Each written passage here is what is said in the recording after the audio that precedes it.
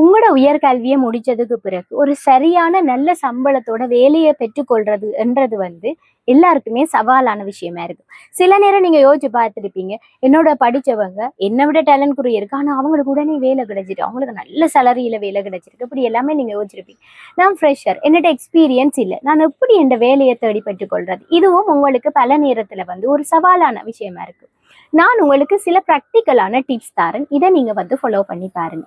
நீங்க படிக்கக்குள்ளேயே உங்களுக்கு பர்சனல் பிராண்டிங்ன்றதை நீங்க செய்து கொள்ள வேண்டிய மிக முக்கியமான விஷயம். அதாவது நம்ம ஒரு தொழில் சந்தைக்கு போகக்குள்ள பயர் செல்லர் இருப்பாங்க இல்லையா? ஒருத்தர் வாங்குவாங்க, ஒருத்தர் விற்பாங்க. நாம அந்த இடத்துல விற்கிற ஒரு ஆளா இருப்போம். ஸோ நாம நம்மளை சரியாக சந்தைப்படுத்த வேணும், நம்மளை நாம மார்க்கெட் பண்ணணும். இது எப்படி செய்யலாமண்டா, இப்ப எல்லாருக்குமே தெரியும் லிங்க்டின்ன்றதை பற்றி. எந்த ஒரு நிறுவனத்துல படிக்கிற பிள்ளைக்கும் லிங்க்டின்ன்றதை பற்றி தெரியும். ஆனா அதுல சரியான ப்ரொஃபைல் எப்படி வச்சிருக்கிறது, அதுக்கு சரியான ஹெட்லைன்ஸ் எப்படி வச்சிருக்கிறது, அதை எப்படி மெயின்டைன் பண்றதுன்றது அவங்க சரியா செய்யறல. எல்லாருமே சொல்லுவாங்க நாங்க அக்கௌண்ட் வச்சிருக்கிறோம், ஆனா அதான் சரியாகவும் வினைத்திறனாகவும் பயன்படுத்துறதில்லை. இதை நீங்க கொஞ்சம் முயற்சி செய்தாங்க. பல யூடியூப் சேனல்ஸ் அதை பற்றி விளக்கமாக சொல்லியிருக்கிறாங்க. நீங்க எப்படி ஒரு நல்ல அக்கௌண்ட்டை கிரியேட் பண்ணலாம். உங்களோட ஒரு தொழில் சார்ந்தவங்களை மட்டுமே நீங்க கனெக்ஷன் வச்சுக்கொள்ளணும். எனக்கு 100 பேர் 200 கனெக்ஷன் இருக்கணும்ன்றது தேவையில்லை. ஒரு 20-25 பேர் இருந்தாலும் அவங்க சரியான ஆட்களாக இருக்கணும். உதாரணமா இப்ப நான் அண்மையில பார்த்த விஷயம், நான் ஒரு யூனிவர்சிட்டிக்கு கரியர் கைடன்ஸ் போயிருந்த நேரம் வேலை இல்லப்பா, நாங்க படிச்சுட்டு இருக்கிறோம், ஆனா வேலையே இல்லைன்ட்டு.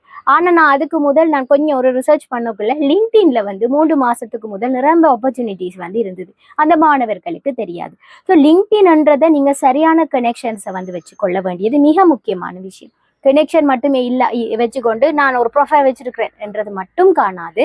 அது நீங்க எந்த துறையில இருக்கிறீங்களோ அது தொடர்பா இருக்கிற ஆர்டிக்கல் எழுதுறது அல்லது அதை பற்றி ஷேர் பண்றது கூட நீங்க செய்யக்கூடியதா இருக்கு. எல்லாராலையும் எழுத முடியாது.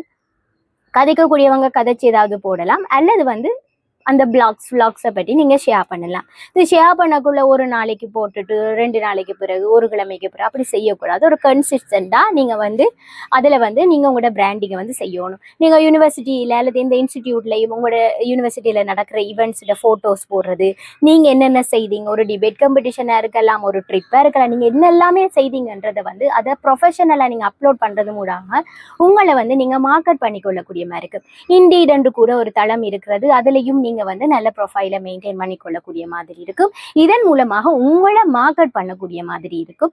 நீங்க உங்களை மார்க்கெட் பண்ணுங்க. அது மட்டும் இல்லாம உங்களோட பர்சனாலிட்டின்றதை நீங்க டெவலப் பண்ணணும். கட்டாயமா உங்களோட லாங்குவேஜ், உங்களோட கம்யூனிகேஷன் ஸ்கில்ல நீங்க வளப்படுத்தி கொள்ள வேண்டும்.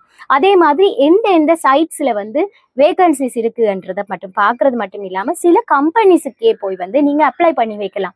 சில நிறுவனங்கள் வேகன்சிஸ் கால் பண்ண மாட்டாங்க, ஆனா ஓப்பனா வச்சிருப்பாங்க. நீங்க அப்ளிகேஷன் போடலாம். அவங்க தேவையான காலப்பகுதியில் சரியான நபர்களை ரெக்ரூட் பண்றாங்க. இது பல கம்பெனிஸும் ப்ராக்டிஸ் பண்ற விஷயம். அடுத்தது சில நேரம் நீங்க மொக் இன்டர்வியூஸ் அட்டென்ட் பண்ணி பார்க்கலாம். நான் இப்போதானே யூனிவர்சிட்டி படிச்சிருக்கேன், இன்னத்துக்கு நான் இன்டர்வியூ போக யோசிக்காம உங்களை நீங்க வளப்படுத்தி கொள்றதுக்காக, உங்களுக்கு ஒரு எக்ஸ்பீரியன்ஸ் எடுக்கிறதுக்காக நீங்க சில இன்டர்வியூஸ் அட்டென்ட் பண்ணி பார்க்கலாம், அப்ளை பண்ணியும் பார்க்கலாம். இப்ப பல நிறுவனங்களையும் உங்களோட ரெஸ்யூமேன்றது மிக முக்கியமான விஷயமா இருக்கும். ஆட்டோமேட்டட் சிஸ்டம் வந்துட்டு, அதாவது நீங்க ஒரே சிவியை வச்சுக்கொண்டு எல்லா கம்பெனிஸுக்கும் அப்ளை பண்ண முடியாது. சில கீவேர்ட்ஸ் எடுத்து ஹைலைட் பண்ணி அந்த குவாலிஃபிகேஷன் எனக்கு இருக்குன்னு எல்லாமே ப்ரூவ் பண்ண வேணும். ஸோ நம்ம முடிச்ச பிறகு, படிச்ச பிறகு, பாஸ் அவுட் ஆன பிறகு என்று வெயிட் பண்ணி கொண்டிருக்காம இதெல்லாமே செய்தீங்கன்னா கூட உங்களால ஈஸியா வேலை எடுத்துக்கொள்ளவும் மேலுமா இருக்கும், இன்டர்வியூல பெர்ஃபார்ம் பண்ணக்கூடியதாகவும் இருக்கும். உங்களால் கான்ஃபிடென்ட்டாக உங்களோட சேலரியை பார்கெயின் பண்ணக்கூடியதாக இருக்கும். இதை நீங்கள் செய்தீங்கன்னா நிச்சயமாக உங்களால் நல்ல நிலைக்கு போகலாம்.